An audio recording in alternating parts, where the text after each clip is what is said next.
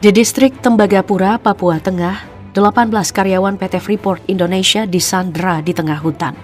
Operasi penyelamatan berjalan senyap, tapi satu peluru bisa mengubah segalanya. Di waktu yang hampir bersamaan, muncullah klaim mengejutkan. Kelompok bersenjata di Papua mengaku menembaki pesawat melintas yang mereka sebut ditumpangi oleh Wakil Presiden Gibran. Apakah ini benar? Atau ini bagian dari perang psikologis?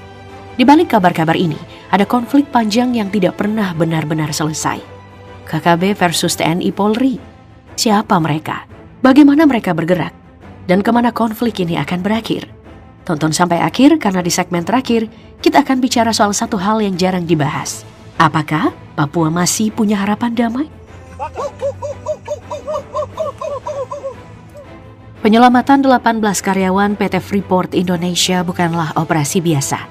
Di baliknya, ada Korps Habema, pasukan gabungan elit TNI, Angkatan Darat, Angkatan Laut, dan Angkatan Udara, di bawah komando Majen TNI Luki Avianto, Jenderal Kopassus berpengalaman di operasi senyap dan medan ekstrim. Korps Habema mengusung strategi Smart Power, menggabungkan kekuatan militer, intelijen, dan penguasaan medan tanpa eskalasi yang berlebihan. Pola ini terintegrasi dengan Operasi Damai Kartens, Satgas Khusus Polri, yang fokus menjaga stabilitas dan penegakan hukum di Papua. Sinergi inilah yang menjadi kunci. TNI menjaga wilayah dan jalur strategis, sementara Polri menekan jaringan dan aktor lapangan. Hasilnya, sandera berhasil diselamatkan, tapi satu hal perlu dicatat. Keberhasilan ini bukan akhir konflik, melainkan pembuka babak yang lebih besar.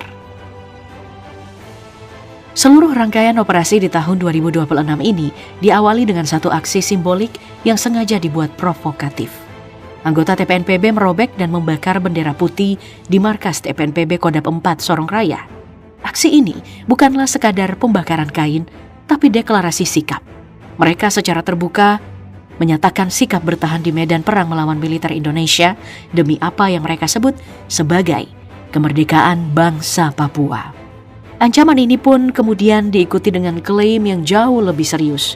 TPNPB menyatakan telah menewaskan seorang penembak jitu TNI dalam konteks senjata di Nduga, Papua Pegunungan. Yang langsung menyedot perhatian publik bukan cuma klaim korban, tapi senjata yang disebut berhasil dirampas, Pindad DMR SPM-1. Ini bukan senapan biasa. DMR SPM-1 adalah senapan runduk buatan dalam negeri, tergolong langka, dan umumnya hanya digunakan oleh personil tertentu untuk peran presisi jarak menengah. Belum ada konfirmasi resmi dari pihak TNI. Namun sebelumnya sempat beredar video yang memperlihatkan senjata serupa diserahkan kepada komandan TPNPB sebagai simbol kemenangan. Klaim mereka, senjata ini dirampas dari anggota Korps Brimob yang tewas dalam insiden bersenjata di Bintuni. Satgas Damai Kartens maupun Korps Habema juga belum membenarkan adanya kehilangan senjata. Pertanyaan krusial, apakah ini insiden baru atau narasi lama yang diangkat kembali? Tapi jika klaim perampasan ini benar, artinya terjadi kontak tempur langsung, bukan sekadar tembak-menembak jarak jauh. Senjata jenis ini tidak mudah ditinggalkan begitu saja di medan operasi. Sorotan lain pun datang dari senjata yang dibawa salah satu pelaku pembakaran bendera. Terlihat jelas, AK-101, senapan serbu buatan Rusia. Ini jelas bukan produksi lokal dan sangat mungkin berasal dari perampasan atau penyelundupan. Sementara itu, klaim penembakan pesawat yang disebut membawa Wakil Presiden Gibran Rakabuming Raka di wilayah Yahukimo dipastikan sebagai disinformasi. TPNPB memang menembaki pesawat, tapi itu pesawat sipil, bukan pesawat kepresidenan. Wapres sendiri dijadwalkan menggunakan Hercules. Meski begitu, insiden ini bukan yang pertama. Pada Maret dan Agustus 2025, TPNPB juga melepaskan tembakan ke arah pesawat. Serangan simbolik, tapi dampaknya nyata.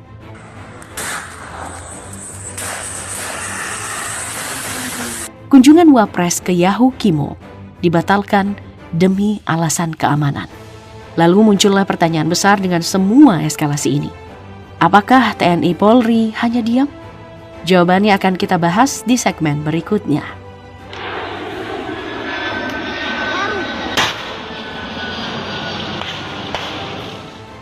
Respon negara tidak datang dalam bentuk pernyataan, tapi lewat operasi lapangan. Satgas Raja Wali bersama Koops Habema yang terdiri dari unsur Denjaka, Kostrad, dan Kopassus bergerak cepat dan senyap. Hasilnya 3 markas KKB berhasil dikuasai dalam rangkaian operasi terukur.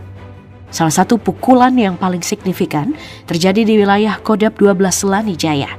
Di lokasi ini, aparat tidak hanya merebut markas kelompok bersenjata, tetapi juga menetralkan Mayu Walia, tokoh kunci OPM yang menjabat sebagai komandan operasi Kodap 12.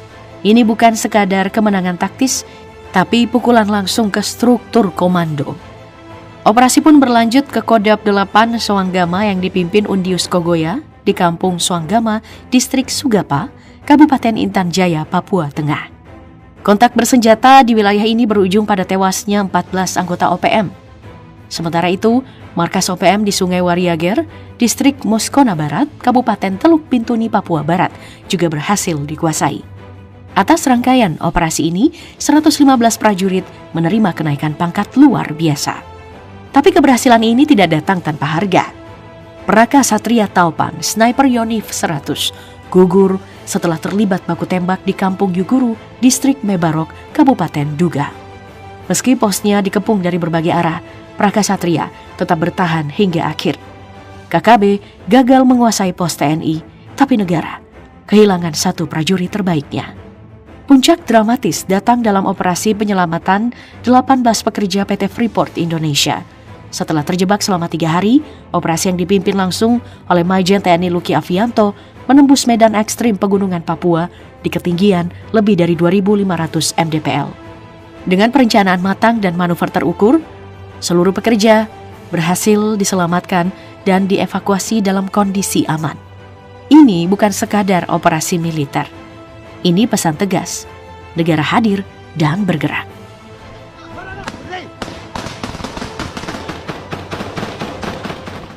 Untuk memahami bagaimana KKB bisa terus bertahan, satu pertanyaan kunci harus dijawab.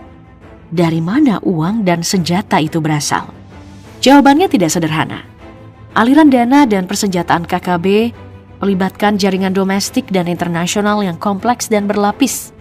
Sumber daya terbesar yang teridentifikasi berasal dari tambang emas ilegal.